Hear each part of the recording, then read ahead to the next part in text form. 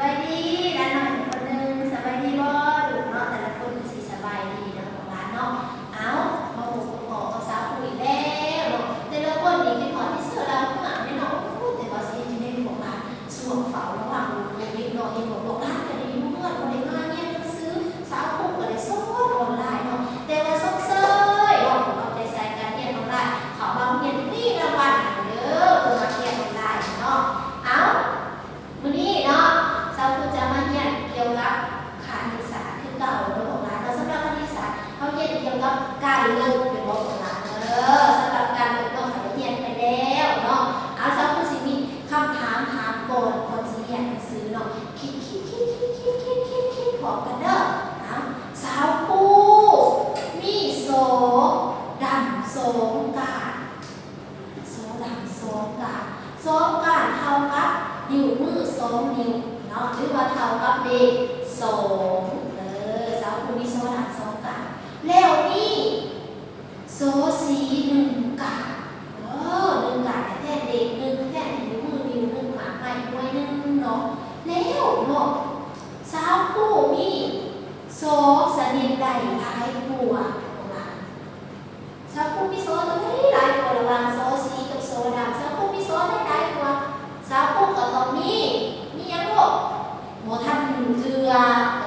เห็นจะได้สิลูกเนื้อเนาะเฮาต้องเอามาเปรียบเทียบกันก่อนแม่นบ่มาเปรียบเทียบกันระหว่างโสดำกับโสสีเอามาใส่กันโสดำกับโสสีอันนี้โทรกันแล้วโอ้แสดงว่าโทรกันแล้วบัดนี้เหลือโสดำบาทนึงแสดงว่าสาวคุต้องมีโสดำหลายกว่าอยู่หนึ่งกาดเนาะบอกเนาะอันนี้ก็แสดงถึงการลบแม่นบ่เนาะเพราะว่ามื้อนี้เฮาจะมีเรียนเกี่ยวกับโจทย์การลบเนาะของร้านเนาะเอาไปเป็นบทเรียนเฮาเลยเนาะสำหรับโจทย์การลบเนาะของร้านเนาะเอามาอ่านโจทย์กันเนาะทวนขึ้นวิชาคณิตศาสตร์โจทย์การลบ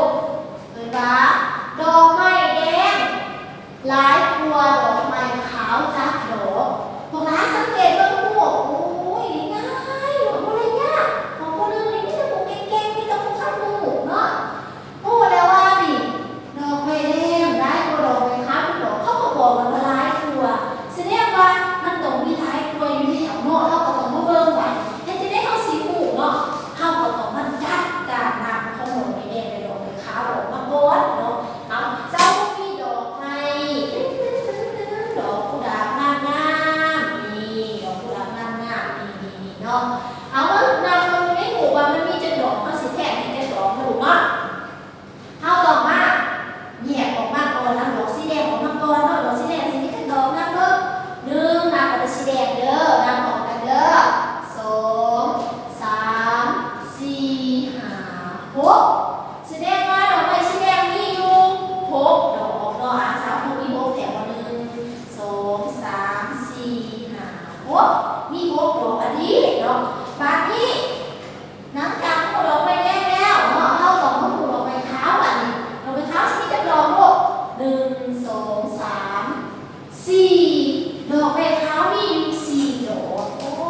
สาวผู้ก็มีได้ดอกไม้ขาวนี่สาวผู้มีหลายดอกมาวันอันนั้นแหละสิเอาให้ผู้ดอกเนาะดอกกุหลาบ1 2 3 4นี่ดอกไม้ขาวมี4อันนี้เนาะเฮาอยากรู้ว่า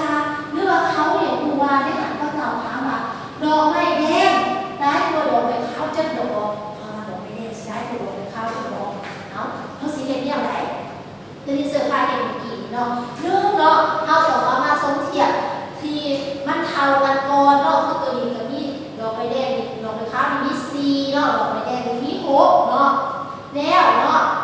ตัวนี้นี่มันถ้าเฮานับมันยากเนาะของร้านเนาะเอาไปเบิ่งอยู่ในหันเด้อของร้านเนาะเบิ่งอยู่ในหันเด้อซะเนาะหรือว่าเดี๋ยวเนาะเขาจะแทกให้ฝากระตุกเวลาเด็กออกมาเนาะเด็กออกมาฝากระตุกเนาะเด็กออกมาดอกไม้แดงมี6 1 2 3 4 5 6